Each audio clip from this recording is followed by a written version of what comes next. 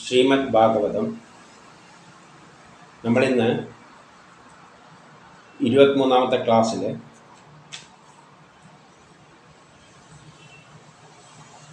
സ്കന്ധം 2 4ാമത്തെ അധ്യായമാണ്. ജഗത് സൃഷ്ടിയെക്കുറിച്ചുള്ള പരീക്ഷത്തിൻ്റെ ചോദ്യം. അപ്പോൾ നമ്മൾ ഭാഗവതം എന്ന് കേൾക്കുമ്പോൾ നമ്മളെ മനസ്സിൽ വരുന്ന കൃഷ്ണൻ്റെ കഥ രാധയെല്ലായിട്ടുള്ളതാണെന്നാണ് ധരിച്ചു വെച്ചിരിക്കുന്നത്. കാരണം എല്ലാ പ്രഭാഷണങ്ങളും അങ്ങനെയാണ്. പക്ഷേ ഇതിൽ യഥാർത്ഥത്തിൽ പറയുന്നത് കൃഷ്ണൻ തന്നെയല്ല, ബ്രഹ്മത്തെ വെച്ചുകൊണ്ടാണ്, ശ്രീഹരിയെല്ലാം വെച്ചുകൊണ്ടാണ്. അതിൽ പ്രപഞ്ച സൃഷ്ടി എല്ലാം പറയാൻ പോവുകയാണ്.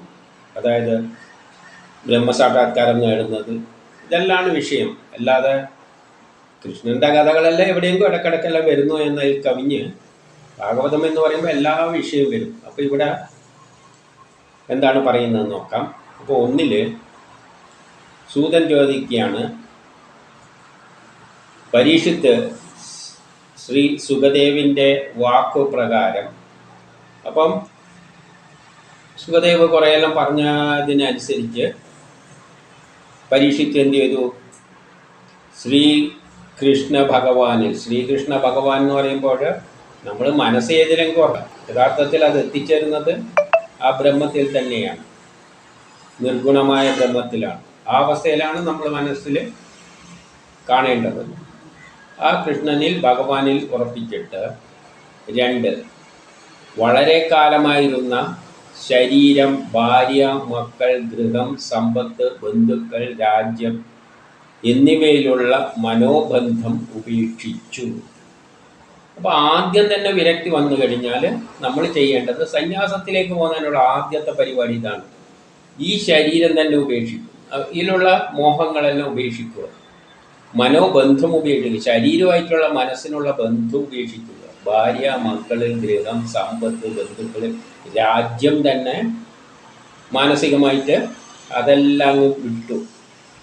എന്നിട്ടോ 3:4 പറയുന്നു, മരണസമയത്തെക്കുറിച്ചുള്ള നിശ്ചിത സമയം അറിഞ്ഞു. മരിക്കുന്ന സമയം ഏകദേശം അറിഞ്ഞു കഴിഞ്ഞു. മരണം എപ്പോഴാണ് സംഭവിക്കുന്നത്? നമ്മുടെ കർമ്മങ്ങൾ തീരുമ്പോൾ. അപ്പം മരണം വന്നു കഴിഞ്ഞാൽ പിന്നെ കർമ്മം തീർന്നു എന്ന് തന്നെ വ്യക്തമായി. അപ്പം കർമ്മമെല്ലാം തീർന്നു. അപ്പം എന്തുകൊണ്ട്? കർമ്മം ഉപേക്ഷിച്ചു, ഇനി ഒന്നും ചെയ്യാനില്ല. ഇനിയിപ്പോൾ ആകെ ബാക്കിയുള്ള സമയം എന്താണ്? കൃഷ്ണനെ പറ്റി കൃഷ്ണ കഥയും കേട്ടിരിക്കുക എന്നാണ് ഇവിടെ പറഞ്ഞുകൊണ്ടിരിക്കുന്നത്. അപ്പം കൃഷ്ണ മഹാത്മ്യത്തെ ഗ്രഹിക്കുവാനായിക്കൊണ്ട് നിങ്ങൾ എന്തെല്ലാമാണോ എന്നോട് ചോദിച്ചത്, സൂതനോട് ചോദിച്ചത്, അതേ ചോദ്യം തന്നെയാണ് പരീക്ഷിത്ത് ആരോട് ചോദിച്ചത്? ശുഗനോട് ചോദിച്ചത്. എന്നിട്ട് ആ ശുഗൻ പറയുന്ന ഉത്തരം സൂതൻ പറഞ്ഞു കൊടുക്കുകയാണ്. പിന്നെ 5 പറയുന്നു, ഏ ബ്രഹ്മസ്വരൂപ, ആരോട്?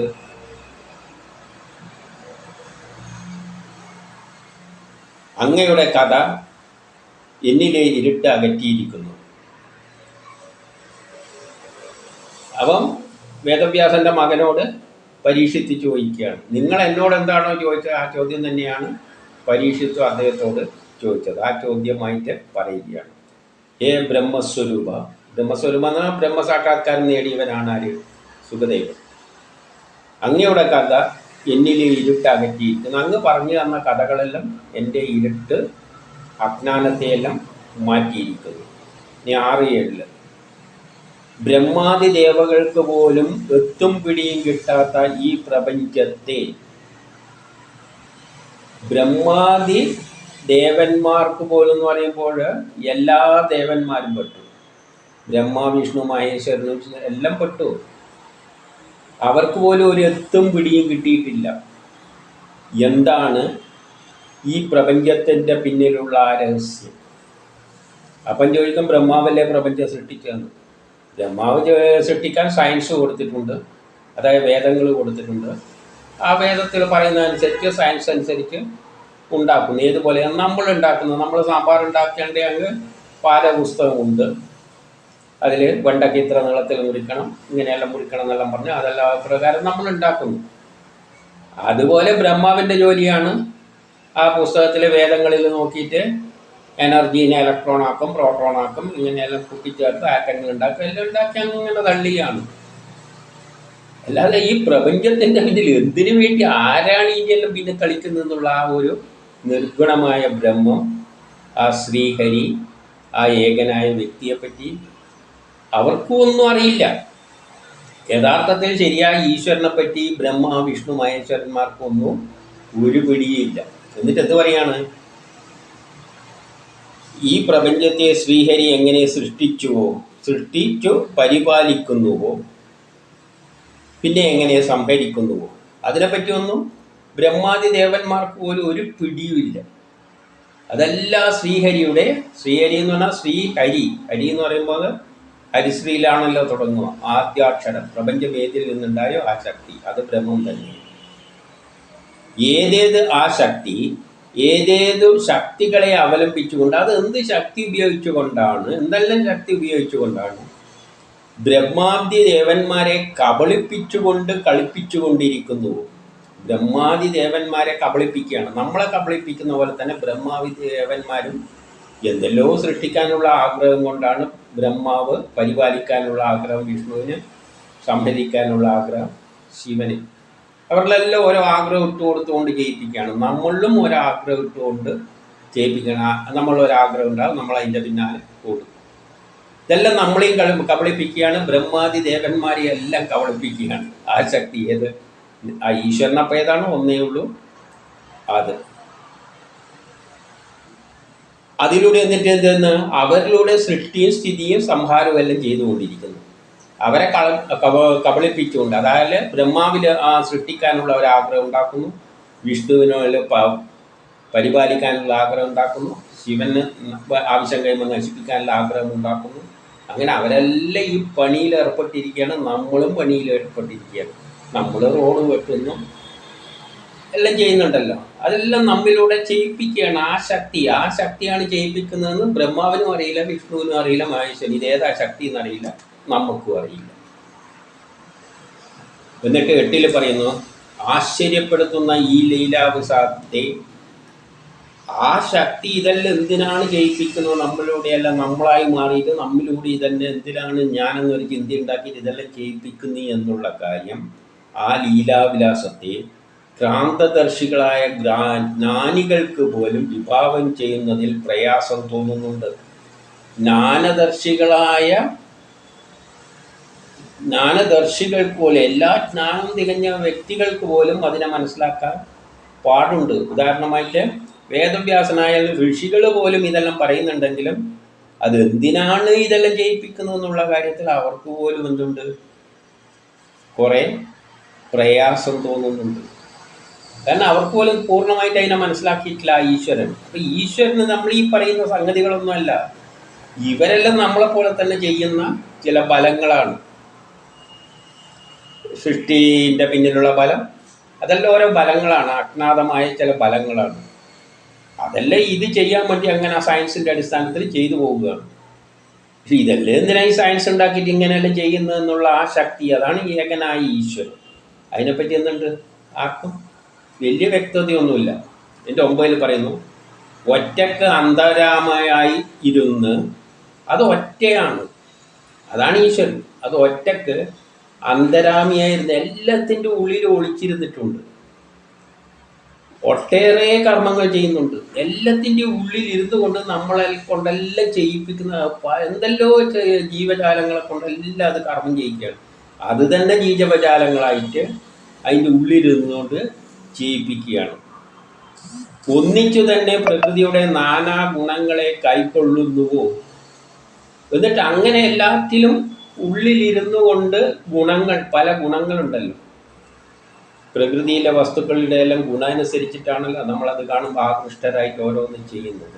അങ്ങനെ അത് ചെയ്യുന്നതാണോ, അതോ നാനാ അവതാരങ്ങളിൽ ക്രമത്തിൽ നടത്തുക, വല്ല അവതാരം മാതിരി ഇങ്ങനെ ക്രമത്തിൽ ഒരു ചിട്ടയിൽ ചെയ്യുകയാണ്? തോന്നുന്ന മാതിരി എല്ലാവരും കൊണ്ട് എല്ലാം ചെയ്യിക്കുകയാണോ? ഒരവതാരം ഒരു ചിട്ടയിൽ ക്രമത്തിൽ, ഹൃദയുഗം, ത്രേതായുഗം, ദ്വാപരയുഗം, കലിയുഗം, അങ്ങനെ ഒരു ചിട്ടയിലാണ് പോകുന്നത്. നമ്മളും കുട്ടിയായിരിക്കുമ്പോൾ പഠിക്കുന്നു, പിന്നെ കല്യാണം കഴിച്ച് വിദ്യാഭ്യാസം എല്ലാം കഴിഞ്ഞ് കഴിഞ്ഞാൽ കുടുംബം പോറ്റുന്നു, മക്കൾ വലുതാകുമ്പോൾ അവരെ ഏൽപ്പിക്കുന്നു, നമ്മൾ വിട്ടു പോകുന്നു. ഒരു ക്രമമുണ്ട് ഇനിയല്ല. അതുപോലെ തന്നെ കൃതയുഗം ഗോത്ര കാലഘട്ടം, പിന്നെ കൊളോണിയലിസം, പിന്നെ ഇന്നത്തെ കാലഘട്ടം, പിന്നെ അവസാനം നല്ലൊരു സുന്ദരമായ വസുദേവ കുടുംബം. അപ്പം അങ്ങനെ ഒരു ക്രമത്തിൽ ചെയ്യുകയാണോ എന്ന് ചോദിക്കുകയാണ്.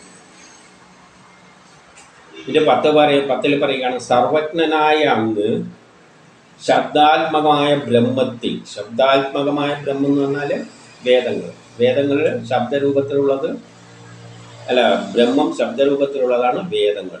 പരബ്രഹ്മ തത്വത്തിലും ജ്ഞാനിയാണല്ലോ. അങ്ങക്ക് ഇതിലെല്ലാം ജ്ഞാനമുണ്ടല്ലോ. വേദങ്ങളിൽ നല്ല ജ്ഞാനമുണ്ട്, ബ്രഹ്മതത്വങ്ങളിലെല്ലാം ജ്ഞാനമുള്ളവരാണ്. എൻ്റെ 11 എന്ന് പറയുന്നു, സൂതൻ പറയുകയാണ്, പരീക്ഷിത്തിൻ്റെ ചോദ്യങ്ങൾക്ക് ശുഗൻ ഇങ്ങനെ മറുപടി പറഞ്ഞു. അപ്പം പരീക്ഷിത്ത് ഇങ്ങനെയെല്ലാം ചോദിച്ചപ്പോൾ ശുഗൻ മറുപടി പറയുകയാണ് 12 മുതൽ.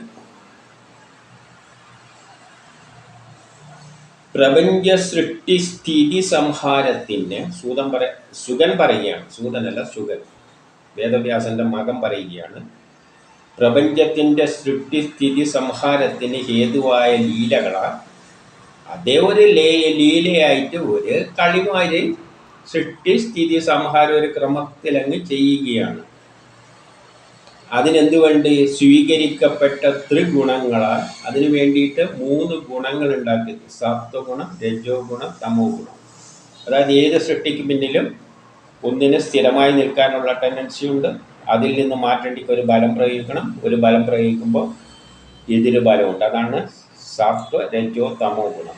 ഇത് തന്നെയാണ് ന്യൂട്ടൻ്റെ first law, second law, third law. ഈ ലോ പ്രകാരമാണ് പ്രപഞ്ചത്തിലെ സൃഷ്ടികളെല്ലാം നടക്കുന്നത്. അപ്പം ത്രിഗുണാത്മകമായോടെ ജീവികളുടെ അന്തർഭാഗത്ത് കാണപ്പെടാത്തവനായിരുന്നു കൊണ്ട് അപ്പം 3 ഗുണങ്ങൾ ഉണ്ടാക്കിയിട്ട് നമ്മളെ കൊണ്ട് കർമ്മം ചെയ്യിപ്പിക്കാം. ഇങ്ങനെ ഓരോ ജീവികളുടെയും ഉള്ളിൽ ഇരുന്നു കൊണ്ടാണ് എന്ത് ചെയ്യിക്കുന്നത്? ഈ സൃഷ്ടിസ്ഥിതി സംഹാരമെല്ലാം ചെയ്യിപ്പിക്കുന്നത്. എങ്ങനെ? അളവറ്റ മഹിമാൽ, അതിനുള്ള അത്രയും മഹിമ ആ ശക്തിക്കുണ്ട്. ആ ഇരിക്കുന്ന പുരുഷോത്തമനെ നമസ്കരിക്കുന്നു. അപ്പം വേദവ്യാസന്റെ മകൻ നമസ്കരിക്കുകയാണ് ആരെ? സൃഷ്ടിസ്ഥിതിക്ക് പിന്നിലുള്ളതും അതെല്ലാം സൃഷ്ടിച്ച അതിൻ്റെ അകത്ത് ആർക്കും തിരിച്ചറിയാതമായി ഇരിക്കുന്ന ആ ശക്തി വിശേഷം. എന്നിട്ട് എന്തുകൊണ്ട്? അത് 3 ഗുണങ്ങൾ ഉണ്ടാക്കിയിട്ടാണ് എല്ലാവരെ കൊണ്ട് ത്രിഗുണങ്ങളിലൂടെയാണ് എല്ലാ കർമ്മങ്ങളും ചെയ്യിപ്പിക്കുന്നത്. അങ്ങനെ അതിൻ്റെ മഹിമ നമുക്ക് വർണ്ണിക്കാൻ പറ്റില്ല. ആ ശക്തിയെ നമ്മൾ ഉപാസിക്കുന്നു. ഞാൻ അതിനെ നമസ്കരിക്കുകയാണ്. കാരണം ആ ഒരു ശക്തിയാണ് ഈശ്വരൻ. അതാണ് ബ്രഹ്മത്തിൻ്റെ അടുത്ത സ്റ്റേജ്. 13 സത്തുക്കളുടെ ദുഃഖത്തെ വേററിക്കുന്നവരും, അതായത് നമ്മൾ ബ്രഹ്മസാക്ഷാത്കാര ഈ ജ്ഞാനമെല്ലാം മനസ്സിലാക്കി ആരെങ്കിലും അതിൻ്റെ വഴിയെ സഞ്ചരിക്കുന്നുണ്ടെങ്കിൽ അവരുടെ ദുഃഖം വേററുക്കും. എന്തുകൊണ്ടാണ് ദുഃഖം ഉണ്ടാകുന്നത്? നമ്മളൊരു കർമ്മം ചെയ്യുമ്പോഴാണ് ദുഃഖം ഉണ്ടാകുന്നത്. കാരണം കർമ്മം ചെയ്യാൻ തുടങ്ങുമ്പോൾ, ഇപ്പം പരീക്ഷയ്ക്ക് പോകുന്നവർ എത്ര പഠിച്ചവനാണെങ്കിലും പോകുമ്പോൾ അതിനൊരു വിഷമായിരിക്കും. മനസ്സിലൊരു വല്ല ആകാംക്ഷയും പ്രശ്നമല്ലായിരിക്കും. പഠിച്ചവനാണെങ്കിൽ എന്താണ് വരാൻ പോകുന്നത്. നേരെ മറിച്ച് ആ ബ്രഹ്മമാണ് എന്നെക്കൊണ്ട്, ബ്രഹ്മമാണ് ഞാനും, ഞാൻ ബ്രഹ്മം തന്നെയാണ് എന്നെക്കൊണ്ട് ചെയ്യിക്കുന്നത്, എന്താണ് എത്തേണ്ടത്, എന്ത് റിസൾട്ട് കിട്ടണം എന്നല്ലാതെ ഓൾറെഡി തീരുമാനിച്ചതെന്നുള്ളൊരു ചിന്ത നമുക്കുണ്ടെങ്കിൽ പിന്നെ നമുക്ക് ടെൻഷനൊന്നുമില്ല. എന്തിനാ ടെൻഷൻ അടിക്കുന്നത്? ഇത് വലിയ നടക്കുള്ളൂ. അതുകൊണ്ട് ഈ തത്വം മനസ്സിലാക്കുന്നതിന് എന്തില്ല? ദുഃഖമില്ല. അപ്പം സത്തുക്കളുടെ ദുഃഖത്തെ വേറെറുക്കുന്നതിനും ഉൽപ്പത്തിക്ക് കാരണമാകുന്നതിനും, എല്ലാറ്റിൻ്റെയും ഉൽപ്പത്തിക്ക് കാരണം അത് തന്നെയാണ്. സർവചരാചര സ്വരൂപനും ഈ എല്ലാ പ്രപഞ്ചത്തിൽ കാണുന്ന എല്ലാ രൂപങ്ങളും അത് തന്നെയാണ് ആയിരിക്കുന്നത്. അതിൽ നിന്നാണ് ഇതെല്ലാം ഉണ്ടായിരിക്കുന്നത്. പിന്നെ പരമഹംസന്മാരുടെ ആശ്രമത്തിൽ ചെന്നിട്ട്, അതായത് സന്യാസം സ്വീകരിച്ച് അങ്ങനെ ഇരിക്കുന്നവരുടെ ആശ്രമത്തിൽ ചെന്നിട്ട് അവർക്ക് ഈ ബ്രഹ്മജ്ഞാനം കൈമാറുന്നതും അതാണ്. അല്ലാതെ ബ്രഹ്മ സാക്ഷാത്കാരത്തിൻ്റെ ആ ഒരു അവസാനത്തെ ആ ജ്ഞാനമുണ്ടല്ലോ, അത് ആർക്കും പറഞ്ഞു കൊടുക്കാനൊന്നും പറ്റില്ല. അവനവൻ തന്നെ ബ്രഹ്മസാക്ഷാത്കാരത്തിന് ശ്രമിച്ച് അവസാനം എത്തുമ്പോൾ ആ ശക്തി തന്നെയാണ് അതിന്. ഇതാണ് ബ്രഹ്മസാക്ഷാത്കാരം അതിൻ്റെ അവസ്ഥയിലേക്ക് എത്തിക്കുന്നത്. അല്ലാതെ വേറെ ആർക്കൊന്നും ബ്രഹ്മസാക്ഷാത്കാരത്തിലേക്ക് കൊണ്ടുപോകാൻ ഈ ഉപദേശിക്കുന്നവർക്ക് പോലും അത് എന്താണെന്ന് അറിയില്ല. ഇനി 14 പറയുന്നു ഭക്തജനങ്ങളുടെ പരിപാലകനും. അപ്പം ഭക്തജനങ്ങൾ, അതായത് ആ ബ്രഹ്മത്തിൽ വിശ്വസിക്കുന്നവർ, അവർക്കറിയാം എല്ലാം ബ്രഹ്മവും, ഞാനും ബ്രഹ്മമാണ്, അത് തന്നെയാണ് എന്നെ കൊണ്ട് ചെയ്യുന്നത്. പിന്നെ അതിനെ പരിപാലിക്കുന്ന ആരും തന്നെയായിരിക്കും നമ്മൾ അത് പരിപാലിക്കുന്നത് നമുക്ക് ഉറപ്പാണ്. ഈ ജ്ഞാനം നമ്മൾ മനസ്സിലാക്കണം.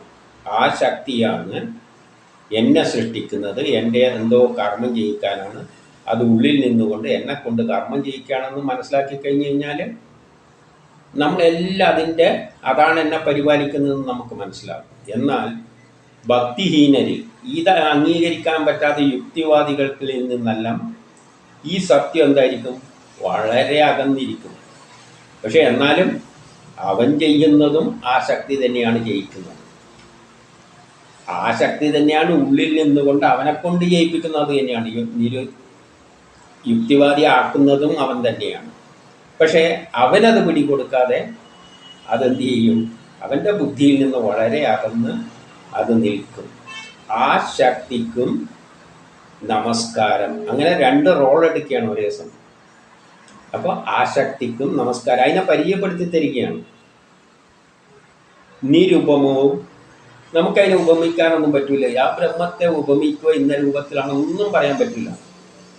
നിരതിശയവുമായ, അത് ഭയങ്കര അതിശയപരമായ ഒരു സംഗതിയാണ്. ആ ബ്രഹ്മത്തിൽ രമിച്ചു കൊണ്ടിരിക്കുന്നവനായ ഭഗവാന് നമസ്കാരം. അപ്പോൾ ആ നിർഗുണമായ ബ്രഹ്മത്തിലാണ് ഈ പറയുന്ന ശ്രീഹരി രമിച്ചുകൊണ്ടിരിക്കുന്നത്. അതിപ്പോൾ കൃഷ്ണൻ എന്ന് ഇവിടെ പറയുമ്പോഴും യഥാർത്ഥത്തിൽ ആ നിർഗുണമായ ബ്രഹ്മത്തിൽ രമിച്ചുകൊണ്ടിരിക്കുന്ന ആ ശക്തിയായിട്ട് വേണം അതിനെ കാണാൻ. അപ്പോൾ ഇവിടെ കൃഷ്ണൻ എന്ന് പറഞ്ഞാലും രാധേരാധയായിട്ട് എടുക്കരുത്.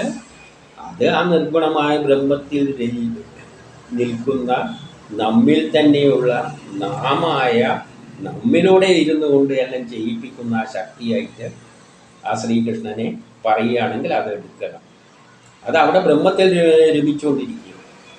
അപ്പം ആ ലെവലിലേക്ക് നമ്മൾ ഭാഗവതത്തിൽ അർത്ഥം മനസ്സിലാക്കി പോകണം. നമ്മൾ അങ്ങനെയല്ല മനസ്സിലാക്കണം. നമ്മൾ ഭാഗവതം എന്ന് പറഞ്ഞാൽ രാധേ രാധേ അങ്ങനെയായിട്ട് മാറിപ്പോയി. ഏതോ ഒരു കഥയിലുള്ള മൂലക്കെടുത്തുകൊണ്ട് കൃഷ്ണൻ്റെ ജന്മം അതും ഇതുമല്ലായിട്ട് പറയുന്നത്, അതൊന്നുമല്ല ഇവിടെ പറയുന്നത്. ഇനി 15 പറയുന്നു, യാതൊരുവൻ കീർത്തിക്കുകയും ആ ശക്തി വിശേഷത്തിൻ്റെ കീർത്തി എന്ന് പറയുമ്പോൾ ആ ശക്തി വിശേഷങ്ങളുടെ ഗുണഗണങ്ങൾ, കഴിവുകൾ, അതിലെന്തെല്ലാം കഴിവുണ്ട് അതിനെല്ലാം കീർത്തിക്കുക. വേദവരികളിലൂടെ ചൊല്ലിയാലും മതി. ചൊല്ലിക്കുന്നതിൽ ആ വരികളിൽ എന്താണുള്ളത്? ആ ബ്രഹ്മത്തിൻ്റെ ആ കഴിവുകളുടെ വർണ്ണന തന്നെയാണ്. പിന്നെ സ്മരിക്കുകയും അല്ലെങ്കിൽ ഓർത്തുകൊണ്ടിരിക്കുക ആ ശക്തിയെപ്പറ്റി. ഇതിനെ ദർശിക്കുക, നമ്മൾ മനസ്സിൽ ഉൾക്കൊണ്ടുകൊണ്ട് കാണാൻ ശ്രമിക്കുക. വർണ്ണിക്കുക, ആരെങ്കിലും പറയുന്നതിനെപ്പറ്റി കേൾക്കുക, അല്ലെങ്കിൽ പൂജിക്കുക. അതിനു വേണ്ടി എല്ലാ കർമ്മങ്ങളും നമ്മൾ ചെയ്യുക. എല്ലാം ചെയ്യുന്നത് അതിനു വേണ്ടിയായിരിക്കുക. ചെയ്യുന്നുവോ അവൻ്റെ പാപം എന്താവും? ഉടനെ അവസാനിക്കും. അതായത് പാപമോ ആ ശക്തി, അങ്ങനെ ഒരു ശക്തിയുണ്ട്, അതാണ് നമ്മളിലൂടെ ചെയ്യുന്നതെന്ന് മനസ്സിലാക്കി കഴിഞ്ഞാൽ പിന്നെ നമുക്കെന്തില്ല, നമ്മളാണ് ചെയ്യുന്നതെന്നുള്ള ചിന്തയില്ല. എല്ലാം അതാണ് ചെയ്യുന്നത്. അപ്പം പിന്നെ പാപം നമുക്കില്ലല്ലോ. അതോടുകൂടി തന്നെ നമ്മളെ പാപം എന്ന ചിന്ത പോകും. കാരണം എല്ലാം അതാണ് ചെയ്യുന്നത്. ഇത് നമ്മളെന്തിനാ സാധാരണ ചെയ്യേണ്ടത് ചെയ്തിരിക്കുകയും ചെയ്യും. പിന്നെ എൻ്റെ കൈ പിടിച്ചിട്ട് എൻ്റെ മനസ്സ് പിടിച്ചിട്ട് ചെയ്യുന്നതേ ഉള്ളൂ. അപ്പം പിന്നെ നമുക്കെന്തില്ല, ഒരു പാപചിന്തി ഉണ്ടാവില്ല. അപ്പോഴേ പാപചിന്തി ഇല്ലാതെയാവുള്ളൂ. അല്ലാതെ നമുക്ക് വേണ്ടി എന്ന് ചിന്തിക്കുമ്പോൾ, എനിക്ക് വേണ്ടിയാണ് ചെയ്യുന്നതെന്ന് വെക്കുമ്പോൾ എന്തെങ്കിലും പ്രശ്നങ്ങളെല്ലാം ഉണ്ടാകുമ്പോൾ അയ്യോ അത് സാധിച്ചില്ല ഇങ്ങനെയെല്ലാം ചിന്തിക്കും. അല്ല, അതാ ജയിക്കുന്നതെങ്കിലും നമ്മളെന്തിനെ വെറുതെ ബോധറിയുന്നു? അതിനറിയാം എങ്ങനെയെല്ലാം കൊണ്ടുപോകേണ്ടത്. അപ്പോൾ അതോടുകൂടി ആ 2 നമ്മളെ മാനസിക അവസ്ഥയാണ്. നമ്മൾ എന്ന ചിന്ത ഉപേക്ഷിച്ചിട്ട് അതാണ് നമ്മളെ കൊണ്ട് ഇതെല്ലാം എന്ത് നമ്മൾ ചെയ്യുന്നുണ്ടെങ്കിൽ അതാണ് ചെയ്യുന്നത് എന്നുള്ളൊരു ചിന്ത നമുക്ക് ഉണ്ടാക്കിയെടുക്കാൻ പറ്റുമെങ്കിൽ ജീവിതം വളരെ സുന്ദരമായിരിക്കും. നമുക്കൊരു പ്രശ്നവും ഉണ്ടാവില്ല. ഒരു നാടകത്തിൽ നമ്മൾ അഭിനയിക്കുന്ന പോലെ ജീവിച്ചു പോകും. അപ്പം നമുക്കൊരു പാപചിന്തയും ഉണ്ടാവില്ല. അങ്ങനെ നമ്മളെ പാപം അകറ്റുന്ന ആ ശക്തിവിശേഷത്തെ പുരുഷോത്തമനെ ഞാൻ നമിക്കുന്നു എന്ന് പറയുകയാണ്.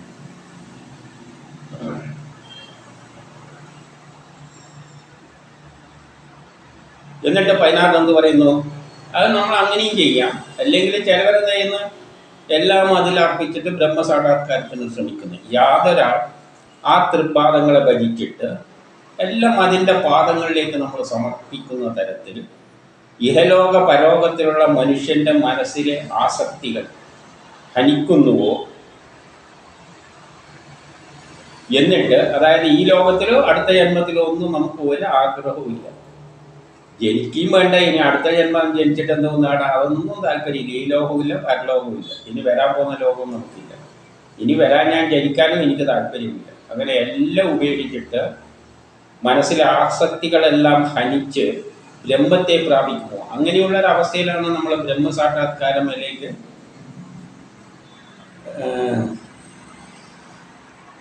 നമ്മളിന്ന് പറയുന്ന സഭാക്കിയെല്ലാം അടയുകയുള്ളൂ. അപ്പോൾ അപ്പോഴാണ് ആ ബ്രഹ്മത്തെ പ്രാപിക്കുന്നത്. അപ്പോൾ ഏതിലേക്ക് ബ്രഹ്മത്തെ പ്രാപിക്കുന്നുവോ ആ പരബ്രഹ്മത്തെ ഞാൻ നമസ്കരിക്കുന്നു. അപ്പം നമ്മൾ ഇവിടെ ഓരോന്നിനെയും ബ്രഹ്മത്തെ നമസ്കരിക്കുന്ന പറഞ്ഞാൽ പല രീതിയിൽ നമുക്ക് പറഞ്ഞു തരികയാണ്. ഇതെല്ലാം ബ്രഹ്മമാണ്. ഇനി 17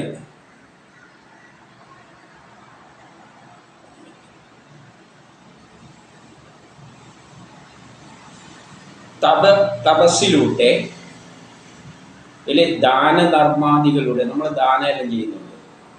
തപസ് എന്ന് പറഞ്ഞാൽ എന്തോ സാധ്യത്തിന് വേണ്ടി നമ്മൾ ശ്രമിക്കുന്നുണ്ട്. കീർത്തിമാൻ, അതായത് നമ്മൾ എന്തെങ്കിലും കീർത്തികളെല്ലാം നേടാൻ വേണ്ടിയിട്ട് പ്രവർത്തിക്കുക. മാന്ത്രികൻ അല്ലെങ്കിൽ മന്ത്രങ്ങൾ, വേദമന്ത്രങ്ങൾ, ശാസ്ത്രതത്വങ്ങളെല്ലാം മനസ്സിലാക്കിയവൻ. മന്ത്രങ്ങളിലുള്ളത് എന്താണ്? പ്രപഞ്ച രഹസ്യമാണ്. ആ രഹസ്യങ്ങൾ അല്ലെങ്കിൽ ശാസ്ത്രജ്ഞർ, സദാചാരനിഷ്ഠർ, എപ്പോഴും നീതിക്കനുസരിച്ച് ലോകത്തിന് ഗുണകരമായ പ്രവൃത്തികളിൽ ഏർപ്പെട്ടുകൊണ്ട് നീങ്ങുന്നവൻ എന്നിവയെല്ലാം യാതൊരുവൻ അദ്ദേഹത്തിനായി സമർപ്പിക്കുന്നുവോ അതിലൂടെ അവൻ ക്ഷേമം നേടുന്നു. അതായത് ബ്രഹ്മത്തിൽ നിന്നുള്ള ക്ഷേമം അല്ലെങ്കിൽ സാക്ഷാത്കാരം തന്നെ പ്രാപിക്കുന്നുവോ ആ പുരുഷോത്തമനെ നമസ്കരിക്കുന്നു. അതായത് നമ്മൾ എപ്പോഴും അതിനെ എന്തെങ്കിലും തപസ് ചെയ്യുക എന്നുണ്ടെങ്കിൽ എന്തെങ്കിലും ഒരു ലക്ഷ്യത്തിന് വേണ്ടി നമ്മൾ മനസ്സിനെ മാറ്റി വെക്കുക, ദാനങ്ങൾ കൊടുക്കുക. ഇതെല്ലാം നമ്മൾ ഇന്ന് ചെയ്യുന്നത് നമുക്ക് എന്ന നിലയിലാണ്. അത് ചെയ്യാതെ നമുക്കുണ്ടാകുന്ന കീർത്തികൾ എന്നുണ്ടായാൽ അതല്ല എനിക്കുള്ള കീർത്തിയൊന്നുമല്ല, അതല്ല എന്നിലൂടെ ആ ശക്തി എന്നിൽ കൊണ്ട് ചാർത്തുന്നതാണ്. മന്ത്രജ്ഞൻ, അതായത് എല്ലാ വേദമന്ത്രങ്ങളും പഠിച്ച് മനസ്സിലാക്കി ഉൾക്കൊള്ളുന്നവൻ അവര് എന്ത് ചെയ്യണം? അതെല്ലാം ചെയ്യുന്നത് ആ ബ്രഹ്മത്തിന് സമർപ്പിച്ചുകൊണ്ടാണ്. നമ്മളൊരു ദാനം കൊടുക്കുന്നുണ്ടെങ്കിലും അത് മറ്റേതും ഞാൻ തന്നെയാണ്. ആർക്കെങ്കിലും ദാനം കൊടുക്കുന്ന കഷ്ടപ്പെടുന്നവർക്കായിരിക്കുമല്ലോ, അല്ലാതെ അവർ കൊടുക്കുന്ന ദാനമില്ല. അപ്പോൾ ആരെങ്കിലും എന്തെങ്കിലും വിശന്നെല്ലാം വരുമ്പോൾ എന്നെ പോലത്തെയുള്ള ബ്രഹ്മം തന്നെയാണ് ആ വ്യക്തി, അതിനായി ഞാനിതാ ദാനം ചെയ്യുന്നു. അത് തന്നെ പോലെ മറ്റുള്ളവരെ കണ്ടാലേ അത് പറ്റുകയുള്ളൂ. അങ്ങനെ ദാനം ചെയ്യുക, അല്ലാതെ ഞാൻ എന്തെങ്കിലും കൊടുത്തിട്ട് എനിക്ക് സമൂഹത്തിലൊരു പേര് കിട്ടാന്നുള്ള നിലയിൽ കൊടുക്കുകയാണെങ്കിൽ അവനല്ല, അതും ഒരു മനുഷ്യനാണ്, എന്നെ പോലെയാണ്, ഞാനും അതും ബ്രഹ്മമാണ്. അപ്പം അത് കഷ്ടപ്പെടുമ്പോൾ ദാനം കൊടുക്കേണ്ട എൻ്റെ കർമ്മയാണ്. ഈ ഒരു ചിന്താഗതിയോടുകൂടി എല്ലാ കർമ്മങ്ങളും ചെയ്യുന്ന ആരെങ്കിലും ഉണ്ടെങ്കിൽ അവർക്ക് ക്ഷേമങ്ങൾ ഉണ്ടാകും. അതിൻ്റെ പിന്നിലുള്ള ആ ശക്തിയെ ഞാൻ നമിക്കുന്നു. എന്നാൽ 18 മോശ ആൾക്കാരുണ്ട്. കിരാതന്മാർ, ആതിരന്മാർ, കങ്കന്മാർ, യവനന്മാർ മൂലായ ജന്മത്തിലൂടെ പാപികളായത്. ചിലർ ജനിക്കുമ്പം തന്നെ ഭയങ്കര കഷ്ടപ്പാടിലും ഇതിലുമെല്ലാം വളരെ മോശമായ അവസ്ഥയിൽ ജനിക്കും. ചിലപ്പം പിച്ചക്കാരനായിട്ടോ ദരിദ്രവാസിയായിട്ടോ അല്ലെങ്കിൽ പല പാപിയായിട്ടാണെന്ന് പറയുന്നത്. പിച്ചക്കാരനായാലും അവർ മുഴുവൻ കഷ്ടപ്പാടാണ്. അതുകൊണ്ടാണ് പാവം, ജന്മനാ ഉള്ള പാവം. ഇല്ലെങ്കിൽ കള്ളന്മാരായാൽ പോലും അത് ജന്മനാ ഉള്ള കള്ളന്മാരായിട്ട് ജനിച്ചു പോവുക. അങ്ങനെയുള്ള ആൾക്കാരും ഉണ്ടാവും, കള്ളന്മാരുണ്ടാവും. അതെല്ലാം ജന്മന അങ്ങനെ ദരിദ്ര കുടുംബത്തിൽ പറന്നു പോയാൽ പിന്നെ അവന് വിശക്കുമ്പോൾ എവിടെ നിന്നെല്ലാം ചെറുതിലെ മോഷ്ടിച്ചു. അങ്ങനെയുള്ള ജന്മപാപികളുണ്ട്. പിന്നെ കർമ്മപാപികളുണ്ട്. ചിലവര് എന്തുണ്ടായാലും വെറുതെ മോഷ്ടിക്കുന്ന ഒരു പരിപാടി. മറ്റുള്ളവൻ്റെ അത് കിട്ടണം എന്നുള്ള ആഗ്രഹം എത്ര ഉയർന്ന നിലയിലായാലും ഉയർന്ന ഒരു പോസ്റ്റ് ഇരിക്കുകയാണെങ്കിൽ അടുത്തവൻ്റെ അത് അടിച്ചു മാറ്റണം എന്നുള്ള ചിന്തയുള്ള കർമ്മപരപാപികളും ഉണ്ട്.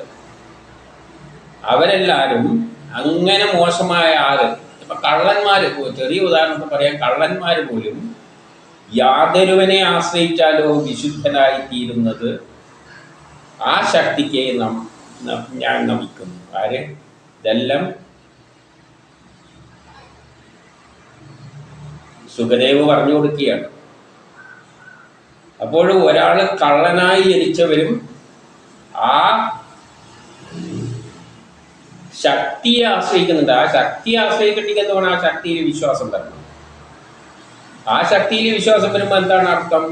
എല്ലാം ഞാൻ ചെയ്യുന്നതെല്ലാം ആ ശക്തി എന്നിലൂടെ ചെയ്യിക്കുകയാണ് എന്നൊരു ബോധം വരുമ്പോൾ അവൻ ഓട്ടോമാറ്റിക്കായിട്ട് അവൻ എന്ത് കിട്ടുകയാണ്?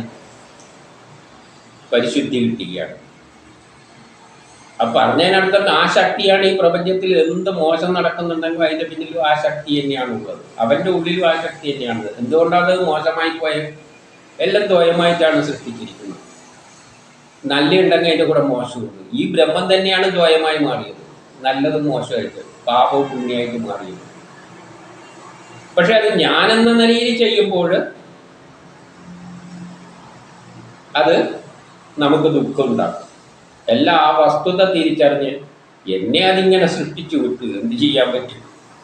ആ നിലയിൽ കർമ്മം ചെയ്യുകയാണെങ്കിൽ അത് പാപിയാണെങ്കിൽ പോലും ആ സത്യം മനസ്സിലാക്കി പോയാൽ തന്നെ അവൻ എത്രയോ ഉയർന്നു പോയി. നമ്മളിപ്പോൾ എത്ര വിദ്യാഭ്യാസം നേടിയാലും നമുക്കെന്ത് മനസ്സിലാക്കാൻ പറ്റുന്നില്ല? നമ്മുടെ ഉള്ളിലൊരു ശക്തിയുണ്ട്, ആ ശക്തിയാണ് ഇതെല്ലാം സൃഷ്ടിക്കുക എന്നുള്ള ചിന്ത നമുക്ക് പോകുന്നില്ല. അപ്പം അങ്ങനെ ഒരു പിച്ചക്കാരനോ അല്ലെങ്കിൽ ഒരു കള്ളനോ ആർക്കോ ഈ ഒരു ചിന്ത വരികയാണെങ്കിൽ അവൻ എത്രയോ മഹാനാണ്. അവൻ ആ സത്യം തിരിച്ചറിഞ്ഞിരിക്കുന്നു. അതോടുകൂടി പിന്നെ അവൻ എന്ത് തെറ്റ് ചെയ്തിട്ടുണ്ടെങ്കിൽ അതിനൊന്നും അവന് പ്രശ്നമില്ല. കാരണം അതെല്ലാം ഞാൻ ജനിച്ചത് അതെല്ലാം ആ ശക്തിയാണ് എന്ന നിലയിലേക്ക് ഉയർന്ന് ചിന്തിച്ചാൽ അവൻ്റെ പാപം അകലും. അപ്പോൾ ആരെ ആശ്രയിച്ചാൽ? ഏതോ ഒരു ശക്തിയെ, പ്രപഞ്ചം സൃഷ്ടിച്ച ശക്തിയെ, ആ ശക്തിയെ ഞാൻ എന്ത് ചെയ്യുന്നു? നമസ്കരിക്കുന്നു.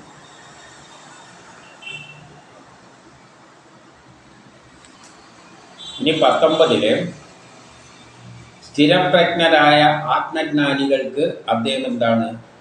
ആത്മസ്വരൂപമാണ്. അതൊക്കെ ആത്മീയവാദികൾക്ക്, ശരിയായ ബ്രഹ്മസാക്ഷാത്കാരത്തിന് നീങ്ങുന്നവർക്ക് അവൻ ആത്മസ്വരൂപിയാണ്.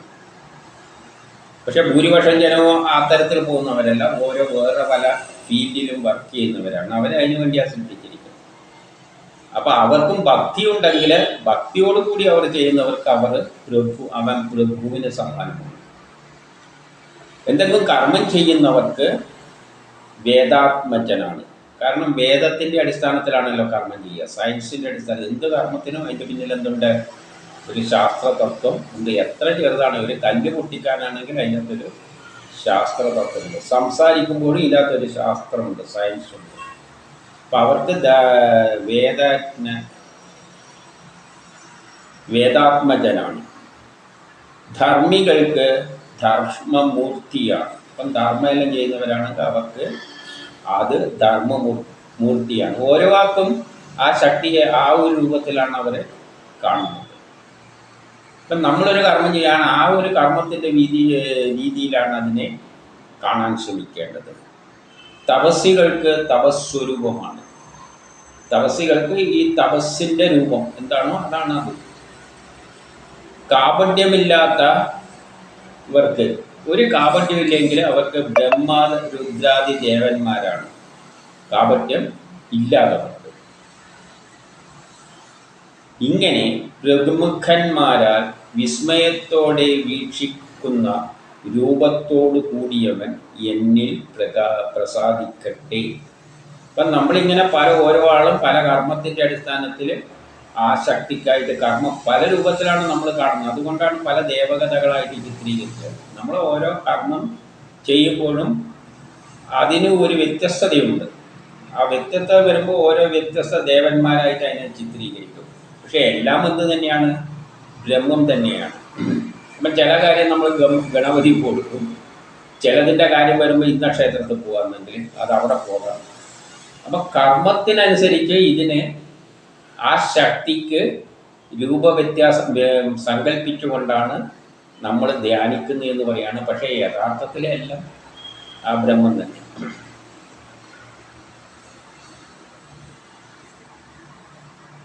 എന്നിട്ട് 20 എന്ന് പറയുന്നത് മഹാലക്ഷ്മിയുടെ ഭർത്താവ്.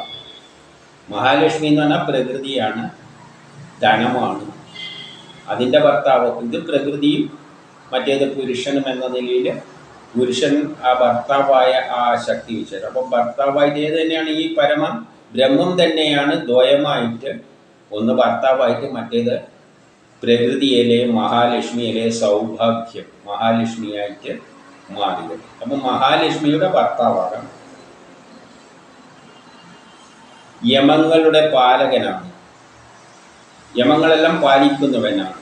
പിന്നെ പ്രജകളുടെ രക്ഷകർത്താവാണ്. സാധാരണ പ്രജകൾ ഉണ്ടെങ്കിൽ അവരെല്ലാം രക്ഷിക്കുന്ന ആരാണ്? ആ ബ്രഹ്മമാണ്. അപ്പം ഇങ്ങനെ എന്തെല്ലാം ഉണ്ട് അതെല്ലാം ബ്രഹ്മമാണ്. പിന്നെ അന്ധകരണങ്ങളുടെ പ്രേരകനാണ്.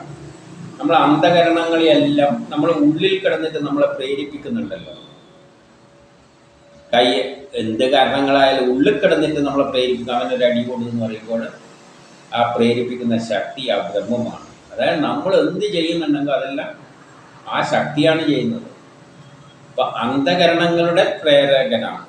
അപ്പം നമ്മളെന്തെങ്കിലും കർമ്മം ചെയ്യുന്നുണ്ടെങ്കിൽ അതിനെ പ്രേരിപ്പിക്കുന്ന ആ ശക്തി, ഉള്ളിൽ കിടക്കുന്ന ശക്തി ആരാണത്? അത് ബ്രഹ്മമാണ്. ലോകത്തിൻ്റെ നായകനാണ്, ഭൂമിയുടെ നായകനാണ്. ഭൂമിയൊക്കെ എല്ലാം പിന്നിലുള്ള ഭൂമി സൃഷ്ടിച്ചതിന് ആ ശക്തി വിശേഷമാണ്. പിന്നെ വൃക്ഷാദികൾ, വൃഷ്ണികൾ, അസുരന്മാര്, അന്ധകന്മാര്, ഇവരുടെ എല്ലാം പ്രഭുവാണ്. അവരെല്ലാം പ്രഭുവായിട്ട് കാണുന്നത്. ഇപ്പോൾ മോശമായ ഒരാളാണെന്ന് തന്നെ വെച്ചോളൂ, അയാൾക്ക് നയിക്കുന്നതും ആ ശക്തി വിശേഷമാണ്. അതിനെ പ്രഭുവായിട്ട് കാണുകയാണ്. ഇവരെല്ലാം എന്ത് ചെയ്യണം? പ്രസാദിക്കണേ. അതായത് നമ്മളെന്ത് ഫീൽഡിലാണോ കർമ്മം ചെയ്യുന്നത് ആ കർമ്മത്തിനെല്ലാം നമ്മളെ പ്രസാദിച്ചിട്ട് നമ്മളെ കാര്യങ്ങൾ സാധിപ്പിച്ചു തരണം. ഞാനൊരു എഴുത്തുകാരനാണെങ്കിൽ ആ രീതിയിൽ എനിക്കതിനുള്ള കഴിവ് തരുന്നത് ആ ശക്തിയാണ്. നമ്മൾ ഉള്ളിലിരുന്നുകൊണ്ട് നമുക്ക് കഥയിൽ എഴുതാനുള്ള കഴിവ് എവിടുന്ന് കിട്ടുന്നതാണ്? ആ ശക്തിയിൽ നിന്ന് വന്നതാണ്. ആ ശക്തി തന്നെയാണ് നമ്മളെ കൊണ്ട് ഈ കഥയിൽ എഴുതിപ്പിക്കുന്നത്. നല്ലൊരു നർത്തകനായിട്ട് മാറുകയാണെങ്കിൽ അല്ലെങ്കിൽ നർത്തകിയായിട്ട് മാറുകയാണെങ്കിൽ ആ കഴിവ് അതാണ് പ്രകടിപ്പിക്കുന്നത് നമ്മിലൂടെ. നാമായി മാറി നമ്മിലൂടെ പ്രകടിപ്പിക്കുകയാണ്. അപ്പം ഈ പ്രപഞ്ചത്തിൽ ഈ പറഞ്ഞുകൊണ്ട് വരുന്ന ഈ പ്രപഞ്ചത്തിൽ എന്തെല്ലാം നടക്കുന്നുണ്ടോ അതെല്ലാം അത് തന്നെയാണ് ചെയ്യുന്നത്. നമ്മളായി തീർന്നിട്ട് നമ്മളിലൂടെ ചെയ്യുകയാണ്.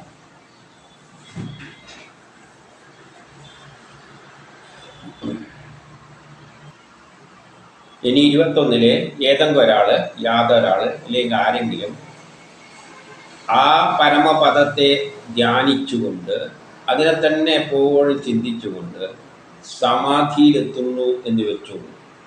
സമാധിയാൽ അപ്പോൾ എന്ത് പറ്റും? അവനുള്ള അഴുക്കുകളെല്ലാം നീക്കപ്പെട്ട് ബുദ്ധി ആത്മതത്വത്തെ സാക്ഷാത്കരിക്കുന്നു. ബുദ്ധി ആ ബ്രഹ്മത്തെ, തത്വത്തെ മനസ്സിലാക്കി അതിൽ ലയിക്കുന്നു. എങ്കിൽ ആ കൃഷ്ണ ഭഗവാൻ എന്നിൽ പ്രസാദിക്കണം. അങ്ങനെ ഏതിലാണോ ലയിക്കുന്നത് ആ കൃഷ്ണ ഭഗവാൻ. അപ്പോൾ ആരും ആ കൃഷ്ണനെ ഭജിച്ചുകൊണ്ട് ധ്യാനിച്ചുകൊണ്ട് സമാധിയാവുകയാണ്. അതിലൂടെ തന്നിലുള്ള എല്ലാ ഞാനെന്ന വികാരങ്ങളെല്ലാം, ബന്ധുക്കളെ പറ്റിയുള്ള എല്ലാ ചിന്തകളെ ഒരു ബന്ധനവും ഇല്ലാതെ എല്ലാം ത്യജിക്കുകയാണ്. അതിൻ്റെ ബുദ്ധി സ്ഥിരമായിട്ട് ആ ഏകനായ ബ്രഹ്മത്തിൽ നിൽക്കുന്നുവെങ്കിൽ അത് എവിടെയാണോ നിൽക്കുന്നത് അത് ആ കൃഷ്ണനാണ്. ആ കൃഷ്ണൻ എന്നിൽ പ്രസാദിക്കണേ. എന്തിനു വേണ്ടി പ്രസാദിക്കണേ? ആ ബ്രഹ്മത്തിൽ ചേർക്കാൻ വേണ്ടി പ്രസാദിക്കണേ. ഇനി 22 പണ്ട് സൃഷ്ടി തുടങ്ങുന്നതിന് മുമ്പ് ബ്രഹ്മാവിൻ്റെ ഹൃദയത്തിൽ ഏതുവിധം പൂർവസ്മരണം ഉണർത്തിയോ, ബ്രഹ്മാവ് കിടന്നുറങ്ങിയാണ്. പ്രളയമെല്ലാം കഴിഞ്ഞതിന് ശേഷം പിന്നെ കുറേ കാലം ബ്രഹ്മാവ് ഉറക്കമാണ്. എന്നിട്ട് ഞെട്ടി ഉണരുമ്പോൾ പിന്നെ ആദ്യമേ സൃഷ്ടി നടക്കണം. അപ്പോൾ അതെല്ലാം മറന്നു പോയിട്ടുള്ളൂ. അപ്പോൾ ആ സൃഷ്ടി നടത്തേണ്ട പൂർവസ്മരണയെ ഉണർത്തിയോ, അദ്ദേഹത്തിൽ ആ പൂർവസ്മരണയെ ഉണർത്തുന്നു. ആ പണ്ട് ഇങ്ങനെയുള്ളൊരു സൃഷ്ടിയാണ് ഞാൻ നടത്തിയത്, അതുകൊണ്ട് എൻ്റെ ജോലി ഇനി ആദ്യം സൃഷ്ടിക്കലാണ്. നമ്മൾ എന്തൊക്കെ ഒരു കറി വെക്കുമ്പോൾ കഴിഞ്ഞ പ്രാവശ്യം വെച്ചത് മനസ്സിൽ വെച്ചുകൊണ്ട് അതിനു മുമ്പ് കാലങ്ങളിൽ നമ്മൾ ഉണ്ടാക്കിയ ആ കറിയെപ്പറ്റി മനസ്സിൽ ചിന്തിച്ചുകൊണ്ടാണ് ഇപ്പം സാമ്പാർ ഉണ്ടാക്കുക. പണ്ട് നമ്മൾ ചെയ്ത് ശീലിച്ചിട്ടില്ലെങ്കിൽ ഉണ്ടാക്കാൻ പറ്റില്ല. അപ്പം പണ്ട് ചെയ്തതിൻ്റെ സ്മരണ എടുത്തുകൊണ്ടാണ് നമ്മൾ ഇന്ന് സാമ്പാർ ഉണ്ടാക്കുന്നത്. അതുപോലെ ബ്രഹ്മം എല്ലാം സൃഷ്ടിച്ചു, അവസാനം പ്രളയത്തിലൂടെ നശിച്ചു. ബ്രഹ്മാവും കിടന്നുറങ്ങി. ഇനി എണീറ്റിട്ട് സൃഷ്ടി നടത്തുമ്പോൾ അതിന് പഴയതിൻ്റെ ഓർമ്മ ആരാണ് ഉണ്ടാക്കി കൊടുക്കുന്നത്? അതിൻ്റെ പിന്നിലൊരു ശക്തിയുണ്ട്. ഇങ്ങനെ പണ്ട് നീ ഉണ്ടാക്കിയിട്ട് ഇതുമാതിരി ഉണ്ടായിക്കോളും. അപ്പോൾ ആ പൂർവസ്മരണ ആരാണ് ഉണർത്തിയത്? അതിൻ്റെ ശേഷം യാതൊരുവിനാൽ പ്രേരിതരായി വിദ്യാദി ദേവത ബ്രഹ്മാവിൻ്റെ മുഖത്ത് നിന്നും പ്രത്യക്ഷപ്പെട്ടോ, അതിൻ്റെ ശേഷം സൃഷ്ടി നടത്തേണ്ടിക്ക് പിന്നെന്ത് വേണം? സയൻസ് വേണം.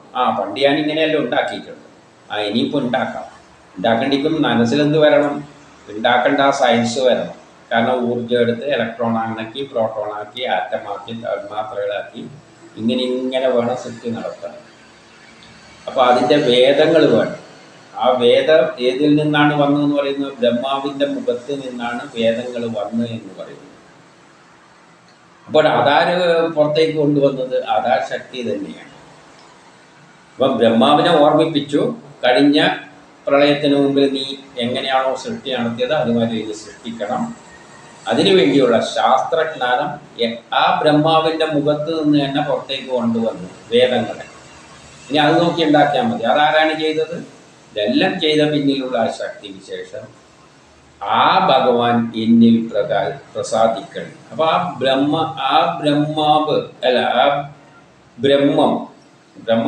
ആ ബ്രഹ്മം വിചാരിച്ചാലും മാത്രമേ, ആ ബ്രഹ്മമാണ് ഇതെല്ലാം ചെയ്യുന്നത്.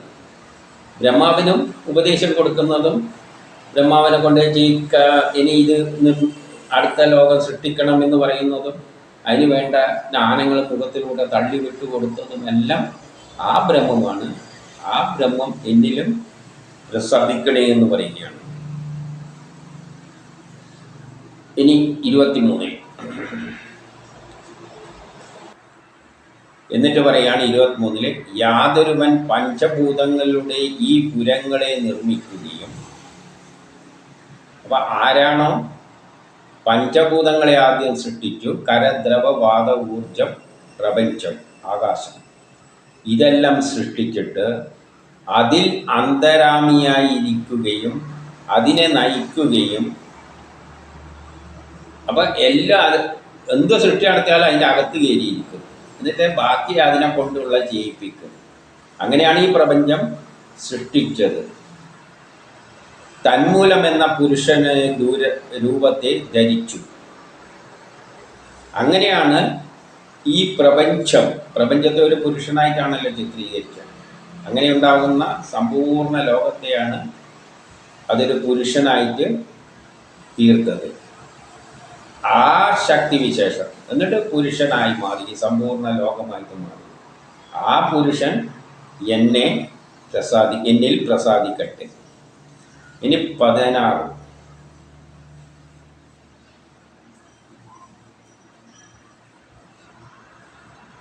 പതിനാറ് പ്രകൃതി ഗുണങ്ങളിലൂടെയാണ് പ്രപഞ്ചം ഉണ്ടാക്കിയത്. 16 പ്രകൃതികൾ ആദ്യം എന്തായിരിക്കും? 5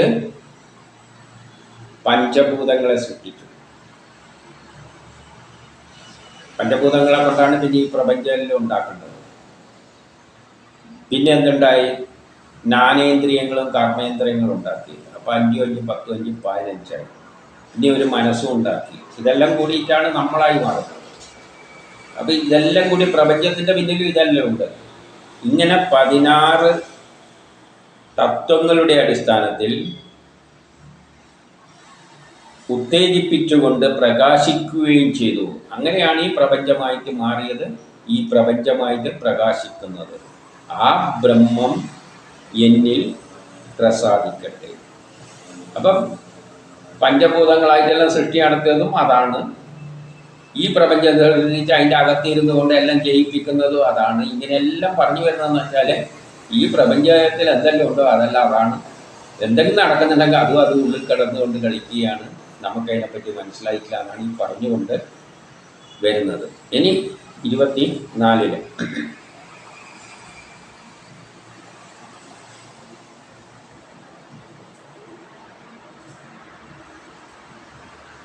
ഇനി 24 പറയുന്നത് ശാന്തന്മാരായ ഭക്തന്മാർ. അപ്പം ശാന്തന്മാരായ ഭക്തന്മാർ എന്ന് പറഞ്ഞാൽ ഭക്തന്മാർ പൊതുവെ എന്തായിരിക്കും? ശാന്തന്മാരായിരിക്കും. എന്തുകൊണ്ട്?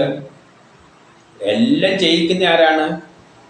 അതാണ് എന്ന് ധരിക്കുന്നവനേ ഭക്തനാവുള്ളൂ. ഭക്തന് ആദ്യം മനസ്സിലാണ്ട് ഈ ശക്തി ഏതാണെന്നാണ്. നമ്മളെ ഉള്ളിലെല്ലാം ഇരുന്നിട്ട് ജയിക്കുന്നത്. പിന്നെ നമ്മൾ ശാന്തനാകുകയല്ലാതെ പിന്നെ നമ്മളവിടെ കിടന്ന് ചൂടാകേണ്ട കാര്യം എന്താണ്? ഈ ജ്ഞാനം തികഞ്ഞവനെ സംബന്ധിച്ചിടത്തോളം എല്ലാം അതാണ് ചെയ്യുന്നത്. പിന്നെ ഞാൻ കയറി ചൂടാകേണ്ട ആവശ്യമില്ല. അപ്പോൾ ഈ സത്യം മനസ്സിലാക്കുന്നവർ ശാന്തന്മാരായി മാറും. ഇതൊന്നും ഞാനല്ല ചെയ്യുന്നതെന്ന് മനസ്സിൽ ചിന്തിച്ച് ഉറപ്പിക്കാൻ പറ്റുമെങ്കിൽ അതോടുകൂടി അവൻ ശാന്തനാണ്. അതിൽ വേറെ സംശയമൊന്നുമില്ല. ജ്ഞാനമാകുന്ന ആ മുഖാരവിന്ദ മധുവിനെ പാനം ചെയ്യുന്നു. ആ മുഖത്തിൽ നിന്ന് വരുന്ന ആ ജ്ഞാനത്തെ പാനം ചെയ്യുന്നു ശാന്തനായ ഭക്തൻ. ഈ പ്രപഞ്ചരഹസ്യത്തിൻ്റെ പിന്നിലുള്ള ആ ശാസ്ത്ര തത്വങ്ങളെല്ലാം, ബ്രഹ്മത്തെ പറ്റിയുള്ള പ്രത്യേകിച്ച് ജ്ഞാനമെല്ലാം ആര് പാനം ചെയ്യുന്നു, ആ അളവറ്റ തേജസ്സോടുകൂടിയ സർവജ്ഞാനിയായ ആ വേദവ്യാസനെ ഞാൻ നമസ്കരിക്കുന്നു.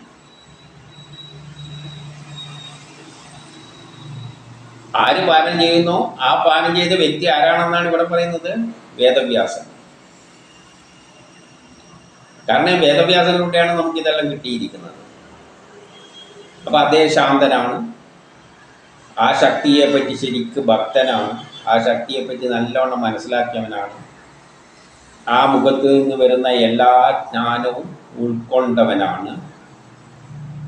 അങ്ങനെ എല്ലാം തികഞ്ഞ്, ജ്ഞാനമെല്ലാം തികഞ്ഞ് പ്രപഞ്ചരഹസ്യം മുഴുവൻ മനസ്സിലാക്കിയ അളവറ്റ തേജസ്സോടു കൂടിയതും സർവജ്ഞനുമായ ആ വേദവ്യാസനെ ഞാൻ സ്മരിക്കുന്നു. അതായത് അച്ഛനെ സ്മരിക്കുന്നു. എല്ലാം തികഞ്ഞ അച്ഛനാണ്. അച്ഛനാണല്ലോ മകൻ ഇത് പറഞ്ഞു കൊടുത്തത്. അതുകൊണ്ട് അച്ഛനെയും സ്മരിക്കുന്നു.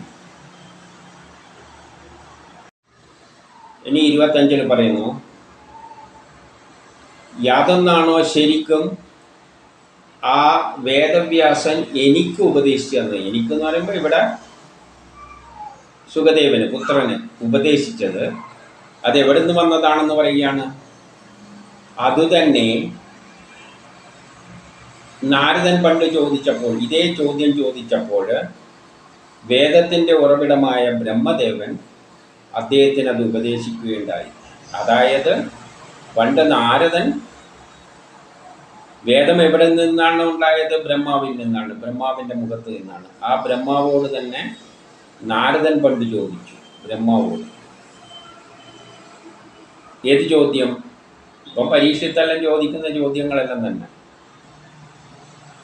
അല്ലെങ്കിൽ വേദവ്യാസനോട് വേണ്ടിയിട്ട് ശുഗൻ ചോദിച്ചതും ആകാം. ആ സംഗതി ആര് പറഞ്ഞു കൊടുത്തു? അപ്പം ബ്രഹ്മദേവൻ നാരദനപ്പോൾ ഉപദേശിച്ചു കൊടുത്തു. ചുരുക്കത്തിൽ ഈ വേദങ്ങളെല്ലാം ബ്രഹ്മാവിൻ്റെ മുഖത്ത് നിന്നാണ് വന്നത്. അപ്പം നാരദൻ പണ്ടുപോയി ചോദിച്ചു ബ്രഹ്മാവോട്, അതൊന്ന് പറഞ്ഞു കൊടുക്കണം. അപ്പം ബ്രഹ്മാവ് അതെല്ലാം പറഞ്ഞു കൊടുത്തു. അത് തന്നെയാണ് പിന്നീട് വേദവ്യാസൻ ശുഗന് തൻ്റെ മകന് പറഞ്ഞു കൊടുത്തത്. അപ്പോൾ ആ കാര്യം ഇനി പരീക്ഷത്തോട് പറയാൻ പോവുകയാണ്. പ്രപഞ്ച സൃഷ്ടി രഹസ്യമെല്ലാണ് പറയാൻ പോകുന്നത്. വേദങ്ങളെല്ലാം തന്നെയാണ്, വേദത്തിലുള്ള കാര്യങ്ങൾ തന്നെയാണ് പറയുന്നത്. അപ്പോൾ ഇനി പറയാൻ പോകുന്നത് നാരദൻ ബ്രഹ്മാവോട് ചോദിക്കുന്നതും ബ്രഹ്മാവ് ഉത്തരം പറയുന്ന നിലയിലാണ് ഇനി പറഞ്ഞു പോകാൻ പോകുന്നത്.